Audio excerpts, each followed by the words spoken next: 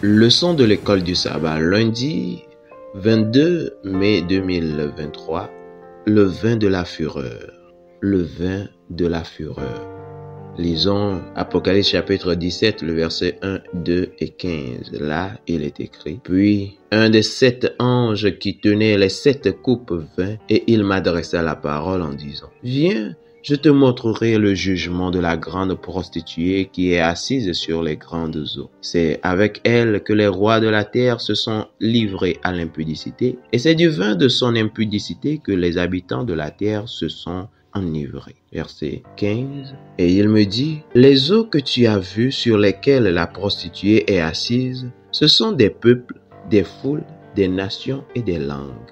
Amen. Apocalypse 18, le verset 1 à 4, là il est écrit: Après cela, je vis descendre du ciel un autre ange qui avait une grande autorité, et la terre fut éclairée de sa gloire. Il cria d'une voix forte, disant: Elle est tombée, Babylone la grande. Elle est devenue une habitation de démons, un repère de tout esprit impur, un repère de tout oiseau impur et odieux. Parce que toutes les nations ont bu du vin de la fureur de son impudicité, et que les rois de la terre se sont livrés avec elle à l'impudicité, et que les marchands de la terre se sont enrichis par la puissance de son luxe. Et j'entendis du ciel une autre voix qui disait: Sortez du milieu d'elle, mon peuple, afin que vous ne participiez point à ses péchés, et que vous n'ayez point de part à ses fléaux. Amen. Quelle est l'étendue de l'influence de Babylone? Le système de l'Église déchue a une portée internationale et influence les gens du monde entier avec ses mensonges.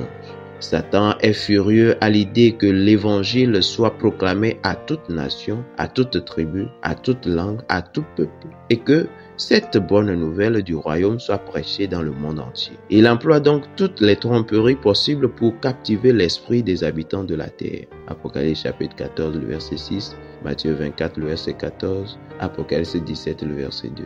Apocalypse 17, le verset 2 continue son explication du mystère de Babylone la grande en déclarant qu'elle a commis l'impudicité avec les rois de la terre. Qu'est-ce que l'impudicité? C'est une union illicite. Dans le système de l'Église apostate, l'union avec l'État. Dans le vrai système d'Église, l'Église est unie à Jésus-Christ. L'Église déchue recherche le pouvoir et l'autorité auprès des dirigeants politiques de la terre. Elle cherche l'État pour faire appliquer ses décrets. Plutôt que de puiser sa force en Jésus, son véritable chef, elle cherche le soutien de l'État. Apocalypse 17, verset 2 poursuit son portrait dramatique. Je cite: C'est du vin de son impudicité que les habitants de la terre se sont enivrés. Fin de citation. Le symbolisme du pur jus de raisin est utilisé dans tout le Nouveau Testament pour représenter le sang pur et sans tache de Christ versé pour notre salut sur la croix. Matthieu 26, le verset 27 à 29.